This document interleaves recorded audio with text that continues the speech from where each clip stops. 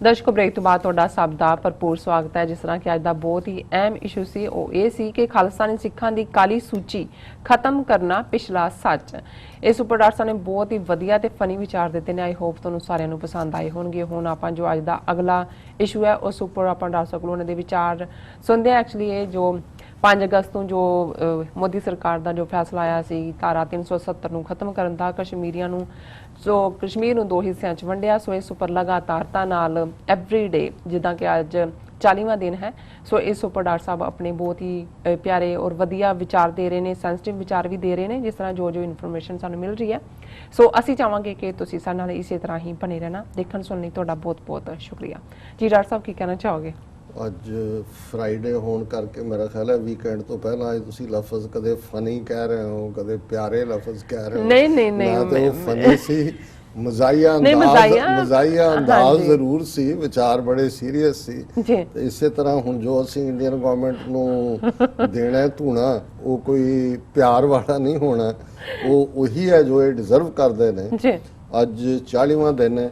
ਕਸ਼ਮੀਰ ਵਾਦੀ ਉਸੇ ਤਰ੍ਹਾਂ ਹੀ 1 ਮਿਲੀਅਨ 10 ਲੱਖ ਫੌਜ ਦੇ ਘੇਰੇ 'ਚ, ਉਸੇ ਤਰ੍ਹਾਂ ਹੀ ਕੰਡਿਆਲੀਆਂ ਤਾਰਾਂ, ਉਸੇ ਤਰ੍ਹਾਂ ਹੀ ਸਕੂਲ ਕਾਲਜ ਯੂਨੀਵਰਸਿਟੀਆਂ ਬੰਦ, ਦਵਾਈਆਂ ਦੀ ਘਾਟ। ਔਰ ਜਦੋਂ ਇਹ ਜੰਮੂ ਕਸ਼ਮੀਰ 'ਚ ਨੋਰਮੈਲਸੀ ਦੀ ਗੱਲ ਕਰਦੇ ਨੇ ਤੇ ਜੰਮੂ ਲਦਾਖ ਦੀਆਂ ਫੋਟੋਆਂ ਦਿਖਾ ਰਹੇ ਹੁੰਦੇ ਨੇ ਔਰ ਕਸ਼ਮੀਰ ਵਾਦੀ ਨੂੰ ਕਹਿੰਦੇ ਨੇ ਜੀ ਇਹ ਤਾਂ 8-9% ਆਫ ਦਾ ਹੋਲ ਟੈਰੀਟਰੀ, ਕਿ ਜਿਵੇਂ 80 ਲੱਖ ਲੋਕਾਂ ਦੀ ਕੋਈ ਐਗਜ਼ਿਸਟੈਂਸ ਹੀ ਨਹੀਂ ਹੈ। ਔਰ ਇਸ 'ਚ ਕੋਈ ਸ਼ੱਕ ਨਹੀਂ ਹੈ ਕਿ ਪਾਕਿਸਤਾਨ ਦੇ ਵਿੱਚ ਜਿਵੇਂ ਅੱਜ ਸ਼ੁੱਕਰਵਾਰ ਦੀ ਸ਼ਾਮ ਹੈ, ਉੱਥੇ ਮੁਜ਼ੱਫਰਾਬਾਦ ਦੇ ਵਿੱਚ ਬਹੁਤ ਵੱਡੀ ਰੈਲੀ ਨੂੰ ਪ੍ਰਾਈਮ ਮਿਨਿਸਟਰ ਇਮਰਾਨ ਖਾਨ ਜਿਹੜੇ ਪਾਕਿਸਤਾਨ ਦੇ ਪ੍ਰਾਈਮ ਮਿਨਿਸਟਰ ਨੇ ਉਹਨਾਂ ਨੇ ਐਡਰੈਸ ਕੀਤਾ।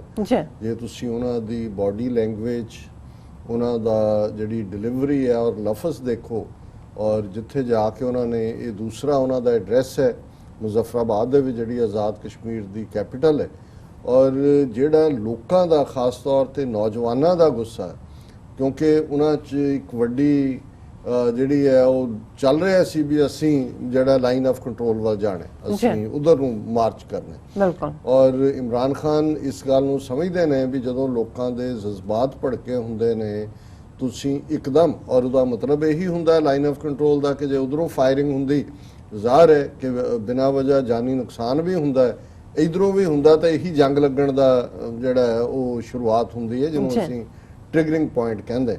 ਔਰ ਇਮਰਾਨ ਖਾਨ ਹੋਰੀ ਜਿਨ੍ਹਾਂ ਨੇ ਪੂਰੇ ਰੋਹ ਦੇ ਵਿੱਚ ਆਪਣਾ ਜਿਹੜਾ ਲੈਕਚਰ ਹੈ ਉਹ ਡਿਲੀਵਰ ਕੀਤਾ, ਉਹਨਾਂ ਨੇ ਲੋਕਾਂ ਨੂੰ ਕਿਹਾ ਕਿ ਵੀ ਮੈਨੂੰ ਜਾ ਰਹਿਣ ਦਿਓ UN ਜਨਰਲ ਅਸੈਂਬਲੀ 'ਚ, ਮੈਂ 27 ਤਰੀਕ ਨੂੰ ਉੱਥੇ ਜਾਣਾ, ਕਸ਼ਮੀਰੀਆਂ ਦਾ ਕੇਸ ਮੈਂ ਇਵੇਂ ਪ੍ਰੈਜ਼ੈਂਟ ਕਰਾਂਗਾ ਜਿਵੇਂ ਪਹਿਲਾਂ ਕਦੇ ਕਿਸੇ ਨੇ ਨਹੀਂ ਕੀਤਾ, ਔਰ ਮੈਂ ਵਾਪਸ ਆ ਕੇ ਤੁਹਾਨੂੰ ਦੱਸਾਂਗਾ ਕਿ LOC ਤੇ ਕੀ ਕਰਨਾ। ਸੋ ਇਹ ਜ਼ਾਹਰ ਹੈ ਕਿ ਵੀ ਕਦੇ ਵੀ ਇਹ ਇਸ ਕਿਸਮ ਦੀ ਸਿਚੁਏਸ਼ਨ ਨਹੀਂ ਆਏਗੀ ਕਿ ਵੀ ਜਾ ਕੇ ਇਸ ਕਿਸਮ ਦਾ ਟ੍ਰਿਗਰਿੰਗ ਪੁਆਇੰਟ ਬਣੇ, ਪਰ ਜਿਵੇਂ ਲੋਕਾਂ ਦੇ ਜਜ਼ਬਾਤ ਨੇ ਉਹਨਾਂ ਨੂੰ ਕਾਬੂ 'ਚ ਰੱਖਣ ਲਈ ਤੁਹਾਨੂੰ ਜਿਹੜਾ ਉਹ ਕੁਛ ਨਾ ਕੁਛ ਕਹਿਣਾ ਪੈਣਾ ਸੀ। ਹਾਲਾਂਕਿ ਉਹਨਾਂ ਦੇ ਮੀਡੀਆ 'ਚ ਕੁਛ ਦੀ ਚਰਚਾ ਹੈ ਜੀ ਇਹ ਕਿਆ ਕਹਿ ਦਿਆ ਖਾਨ ਸਾਹਿਬ ਨੇ। ਨਹੀਂ, ਇਹ ਤੁਸੀਂ ਜਦੋਂ ਇੱਕ ਮਾਸ ਲੀਡਰ ਵੀ ਹੁੰਦੇ ਹੋ, ਲੋਕਾਂ ਦੇ ਰਿਪਰੈਜ਼ੈਂਟੇਟਿਵ ਵੀ ਹੋ, ਇੱਕ ਜ਼ਿੰਮੇਵਾਰ ਤੁਸੀਂ ਲੈਵਲ ਦੇ ਉੱਤੇ ਇੰਟਰਨੈਸ਼ਨਲੀ ਵੀ ਆਪਣੇ ਕੇਸ ਨੂੰ ਪ੍ਰੈਜ਼ੈਂਟ ਕਰਦੇ ਹੋ, ਤੁਸੀਂ ਫਿਰ ਇਹ ਐਵੇਂ ਜਿਹੜਾ ਕੋਈ ਇਸ ਕਿਸਮ ਦੀ ਸ਼ੋਸ਼ੇਬਾਜ਼ੀ ਨਹੀਂ ਕਰਦੇ ਜਿਹਦੇ 'ਚ ਕਿ ਤੁਸੀਂ ਮੁਲਕ ਨੂੰ ਜੰਗ ਦੇ ਦਹਾਨੇ ਦੇ ਵਿੱਚ ਧੱਕ ਦਿਓ।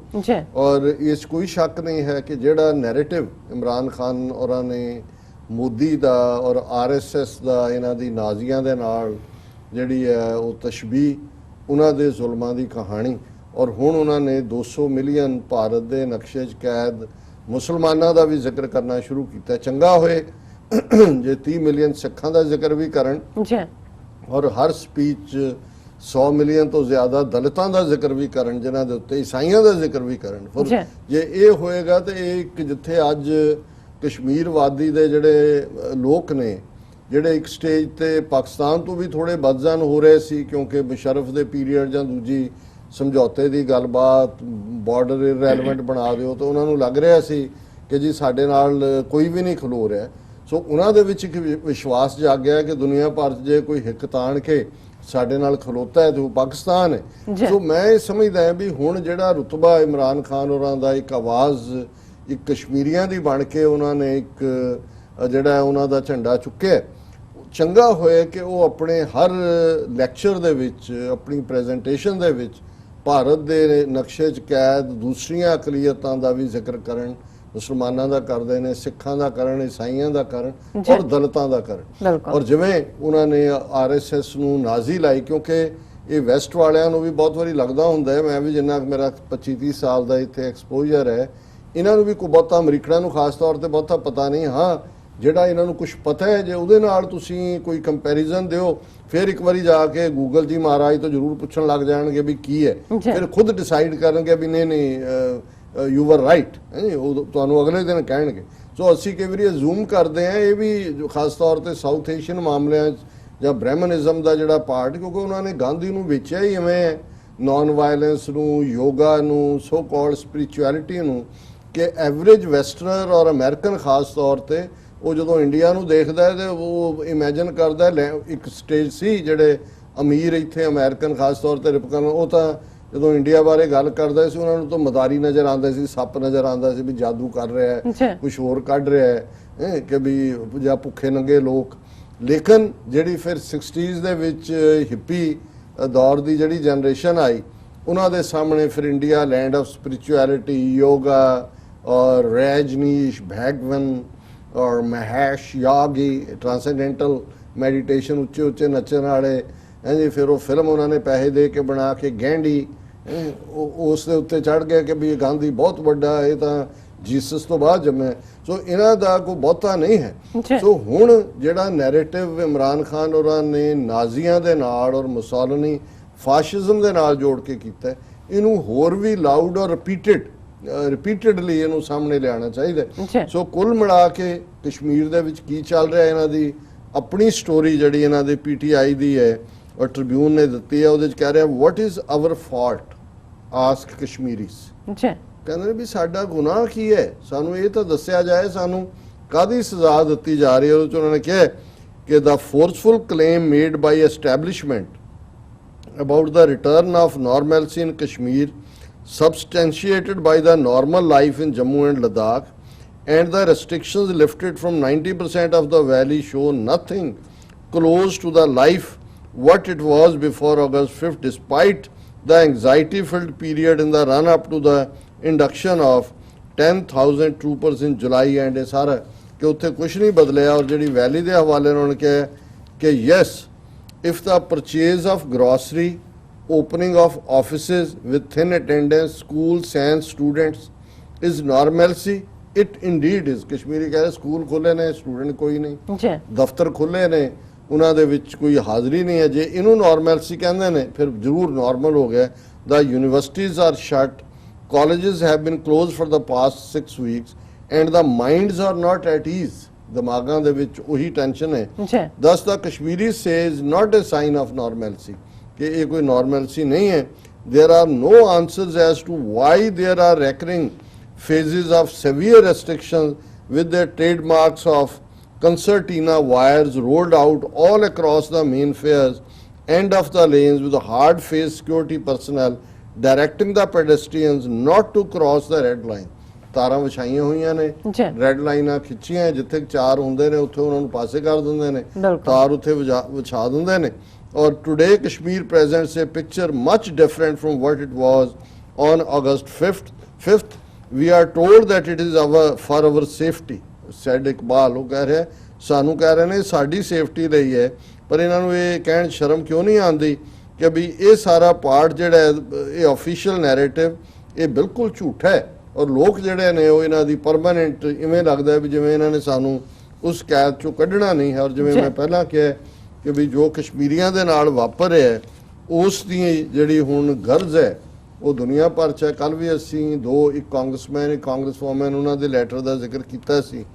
ਔਰ ਜਿਹੜਾ ਅਮਰੀਕਾ ਦੇ ਵਿੱਚ ਖਾਸ ਤੌਰ ਤੇ ਜਿਵੇਂ ਸੈਨੇਟਰ ਨੇ, ਅੱਜ ਹੀ ਇੱਕ ਪਾਵਰਫੁਲ ਸੈਨੇਟਰ ਜਿਹੜੇ ਨੇ ਉਹਨਾਂ ਨੇ ਆਪਣੀ, ਔਰ ਇਹ ਸੈਨੇਟ ਫੋਰਨ ਰਿਲੇਸ਼ਨ ਕਮੇਟੀ ਦੇ ਮੈਂਬਰ ਵੀ ਨੇ, ਟਿਮ ਕੇਨ, ਉਹਨਾਂ ਨੇ ਇਹ ਕਿਹਾ ਕਿ ਵੀ it is very much a matter for the administration and administration has to take it more seriously कि जो कश्मीर चल रहा है। I have been very dismayed with what's happening in Kashmir. I strongly disagree with what Prime Minister Modi has done ਇਹ Virginia ਤੋਂ Democrat senator ਨੇ ਔਰ ਇਹ ਐਮਬੈਸਡਰ ਵੀ ਰਹੇ ਸਵਿਟਜ਼ਰਲੈਂਡ ਦੇ ਵਿੱਚ ਅਮਰੀਕਾ ਦੇ। Equating Mr. Modi with other autocratic leaders in the world, Mr. Baer said, you see this happening with autocratic leaders all over the world, dividing people, setting one religion against another, setting one race against another.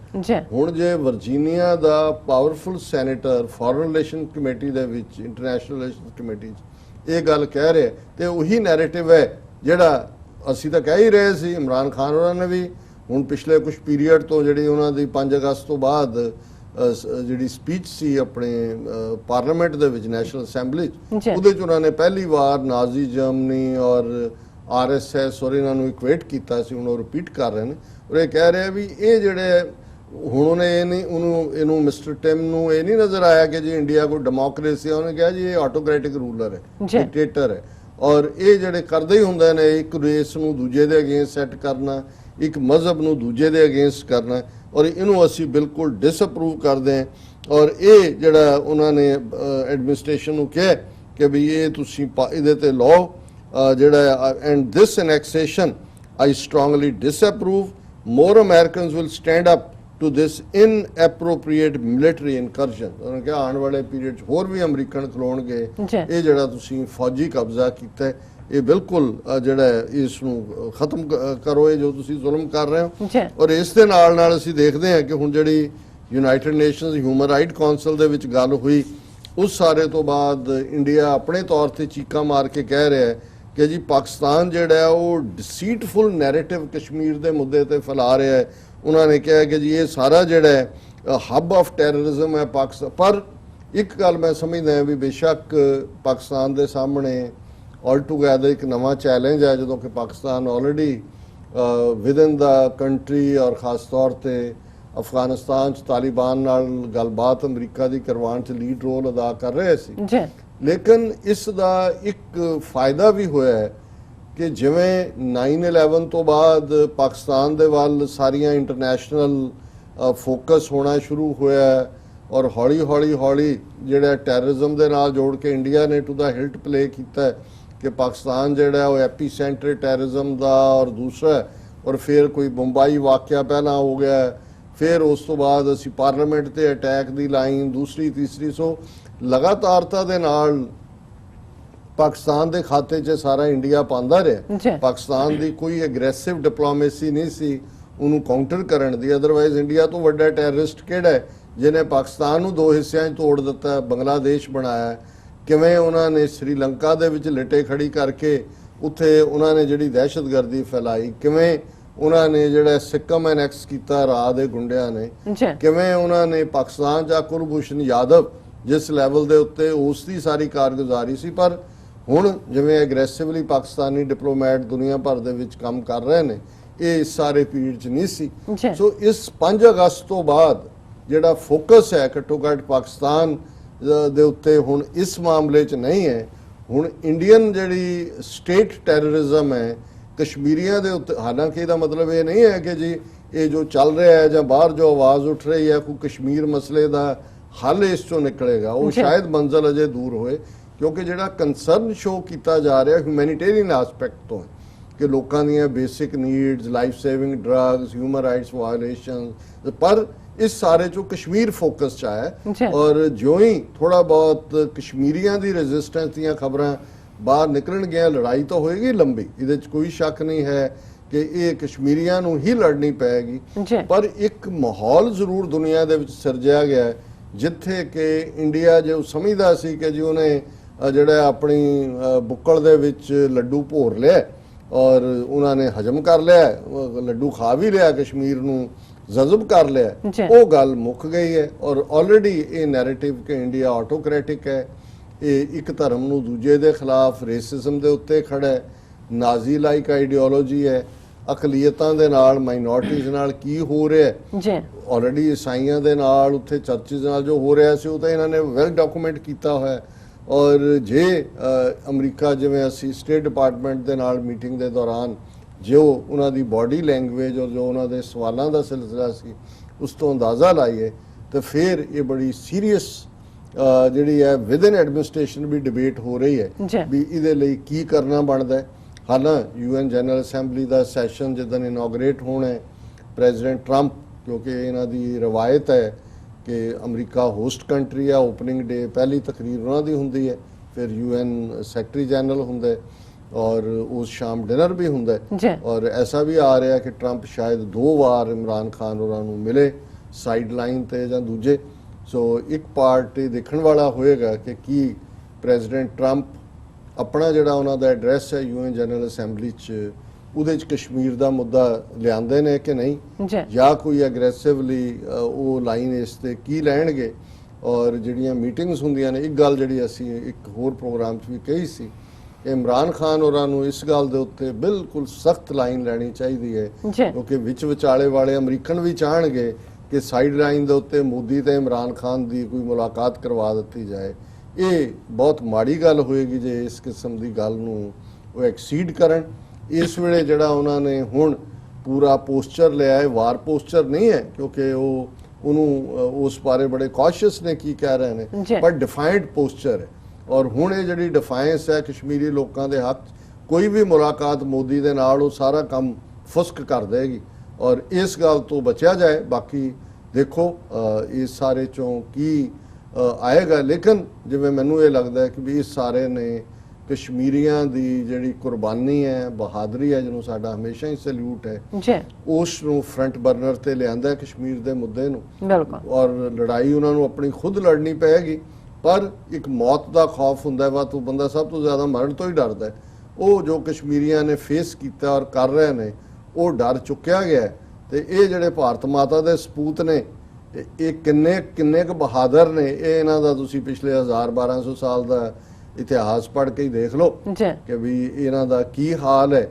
ਤੇ ਜਦੋਂ ਫਿਰ ਸੱਚਮੁੱਚ ਆਜ਼ਾਦੀ ਦੀ ਤਰੰਗ ਉੱਠਦੀ ਹੈ ਔਰ ਉਹ ਜਿਹੜੀ ਇੱਕ ਹੜ ਹੈ ਜਿਸ ਨੂੰ ਸਾਡੇ ਮਿੱਤਰ ਕਹਿੰਦੇ ਨੇ ਕਿ ਵੀ ਹੁਣ ਤਾਂ ਇੱਕੋ ਹੀ ਨਾਰਾ ਚਾਹੀਦਾ ਹੈ ਕਿ ਵੀ ਆਜ਼ਾਦੀ ਆਜ਼ਾਦ। ਮੈਂ ਕਿਹਾ ਜੀ ਕਸ਼ਮੀਰ ਦੀ ਫਿਜ਼ਾ 'ਚ ਉਹਨਾਂ ਦੇ ਖੜੇ ਚਿਨਾਰ, ਜਿਨ੍ਹਾਂ ਦੇ ਹੰਝੂ ਨੇ, ਜਿਹੜੇ ਦੇਖ ਰਹੇ ਨੇ ਵੀ ਕੀ ਚੱਲ ਰਿਹਾ, ਔਰ ਜ਼ਾਹਰ ਹੈ ਕਿ ਵੀ ਉੱਥੇ ਸਾਰੀ ਫਿਜ਼ਾ ਦੇ ਵਿੱਚ ਹੀ ਜਿਹੜੀ ਆਵਾਜ਼ ਹੈ ਉਹ ਆਜ਼ਾਦੀ ਆਜ਼ਾਦੀ ਆਜ਼ਾਦੀ। ਔਰ ਕਸ਼ਮੀਰੀਆਂ ਦੇ ਨਾਰੇ ਵੀ ਇਵੇਂ ਹੀ ਹੁੰਦੇ ਨੇ ਕਿ ਵੀ छीन के लेंगे आजादी, कि भी ये छीन के लेंगे ही है कि कहू किसी को राज न दे हैं जो ले हैं निज बल से ले हैं। ये 10वें पातशाह गुरु गोबिंद सिंह साहब ਦਾ ਫਰਮਾਨ ਹੈ ਕਿ ਕਦੇ ਕਿਸੇ ਨੇ ਪੋਲੀਟੀਕਲ ਪਾਵਰ ਤੁਹਾਨੂੰ ਟਰੇਚ ਰੱਖ ਕੇ ਨਹੀਂ ਦਿੱਤੀ, ਇਹ ਤੁਹਾਨੂੰ ਗ੍ਰੈਬ ਕਰਨੀ ਪੈਂਦੀ ਹੈ। ਸੋ ਛੀਨ ਕੇ ਲੈਂਗੇ ਆਜ਼ਾਦੀ। ਜੀ ਡਾਕਟਰ ਸਾਹਿਬ ਤੁਹਾਡਾ ਬਹੁਤ ਬਹੁਤ ਸ਼ੁਕਰੀਆ। ਇੱਥੇ ਲੈਣਾ ਬ੍ਰੇਕ ਤੋਂ ਪਹਿਲਾਂ ਅਸੀਂ ਦਰਸ਼ਕਾਂ ਤੇ ਸਰੋਤਿਆਂ ਨੂੰ ਫਿਰ ਦੁਬਾਰਾ ਅਪੀਲ ਤੇ ਬੇਨਤੀ ਕਰਦੀ ਹੈ ਵੀਅਰਸ, ਜਿਸ ਤਰ੍ਹਾਂ ਕਿ ਤੁਸੀਂ ਜਾਣਦੇ ਹੋ ਕਿ TV 84 ਮਨੁੱਖੀ ਹੱਕਾਂ ਦਾ ਪਹਿਰੇਦਾਰ ਹੈ। TV 84 ਸਿੱਖਾਂ, ਕਸ਼ਮੀਰੀਆਂ ਤੇ ਭਾਰਤੀਆਂ ਨੌਰਥ ਈਸਟ ਸਟੇਟਾਂ ਦੇ ਲੋਕਾਂ ਦੇ ਸਵੈ ਨਿਰਣੇ ਦੇ ਹੱਕਾਂ ਦਾ ਹਾਮੀ ਹੈ। ਅਸੀਂ ਚਾਹਾਂਗੇ ਕਿ ਤੁਸੀਂ TV 84 ਦੀ ਚੜ੍ਹਦੀ ਕਲਾ ਲਈ ਵੱਧ ਤੋਂ ਵੱਧ ਡੋਨੇਟ ਕਰੋ। ਡੋਨੇਟ ਕਰਨ ਲਈ ਸਾਡੀ ਵੈਬਸਾਈਟ tv84.tv ਤੇ ਜਾ ਕੇ ਪੇਪਲ ਦੀ ਵਰਤੋਂ ਕਰਕੇ ਵਨ ਟਾਈਮ ਡੋਨੇਟ ਕਰ ਸਕਦੇ ਹੋ, ਮੰਥਲੀ ਡੋਨੇਟ ਵੀ ਕਰ ਸਕਦੇ ਹੋ। ਤੁਸੀਂ TV 84 ਦੇ ਨਾਮ ਤੇ ਚੈੱਕ ਬਣਾ ਕੇ ਸਾਨੂੰ ਮੇਲ ਵੀ ਕਰ ਸਕਦੇ ਹੋ ਸਾਡੇ ਇਸ ਪਤੇ ਤੇ 36-01 37th ਐਵਨਿਊ, ਲੌਂਗ ਆਈਲੈਂਡ ਸਿਟੀ, ਨਿਊਯਾਰਕ 11101 USA, ਜਾਂ ਫਿਰ ਤੁਸੀਂ ਸਾਨੂੰ ਫੋਨ ਰਾਹੀਂ ਵੀ ਸੰਪਰਕ ਕਰ ਸਕਦੇ ਹੋ ਸਾਡੇ ਫੋਨ ਨੰਬਰ ਤੇ 5164060694। Thank you so much viewers. ਤੁਸੀਂ ਕਿਤੇ ਨਹੀਂ ਜਾਣਾ, ਮਿਲਦੇ ਹਾਂ ਆਫਟਰ ਦਿਸ ਸ਼ਾਰਟ ਬ੍ਰੇਕ।